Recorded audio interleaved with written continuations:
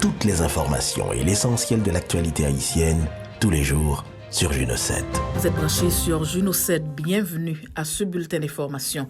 Le carburant n'est toujours pas disponible dans le Nord-Ouest. La Chambre de commerce et d'industrie du Nord-Ouest déplore dans une note de presse en date du 28 novembre l'indisponibilité du carburant dans les stations-service du département et ce malgré les annonces des autorités étatiques. L'association considère que le modèle d'approvisionnement des stations-service sur le territoire national par la route est aujourd'hui archaïque. Le département du Nord connaît une situation similaire. Dans une note de presse en date du mercredi 23 novembre, la Chambre de commerce et d'industrie du Nord avait indiqué que la rareté de carburant persiste depuis plusieurs semaines au niveau de ce département, en particulier dans la ville du Cap-Haïtien. De nouveaux changements au niveau du commandement stratégique de la PNH. La Direction générale de la police nationale annonce dans une note de presse de nouveaux changements au niveau de son commandement, notamment dans les départements et dans certains commissariats de la zone métropolitaine de Port-au-Prince.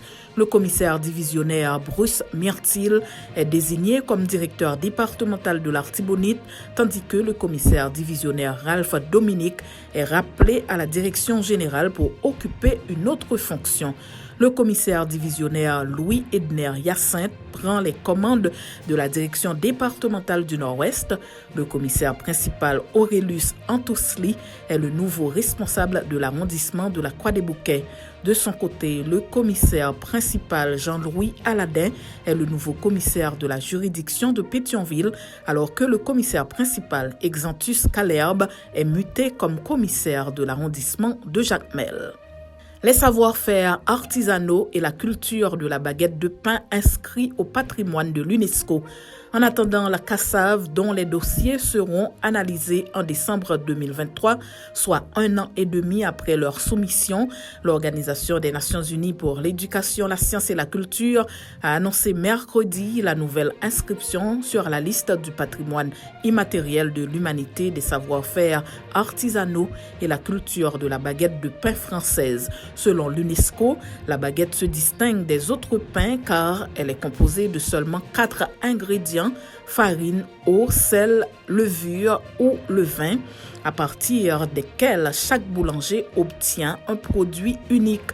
La baguette de pain génère, selon l'organisation, des modes de consommation et des pratiques sociales qui la différencient des autres pains.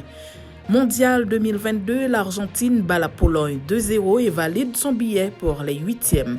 L'Argentine a validé mercredi son billet pour les huitièmes de finale du Mondial 2022 de football au Qatar en s'imposant face à la Pologne 2-0 avec des buts de Alexis McAllister et Julián Álvarez. Grâce à cette victoire, l'Albi Céleste s'empare de la première place du groupe C et jouera son prochain match contre l'Australie, deuxième du groupe C derrière la France. La Pologne, quant à elle, termine deuxième et affrontera la France dans le cadre de ses huitièmes de finale. C'est la fin de ce bulletin d'information. Merci de votre fidélité à Juno 7.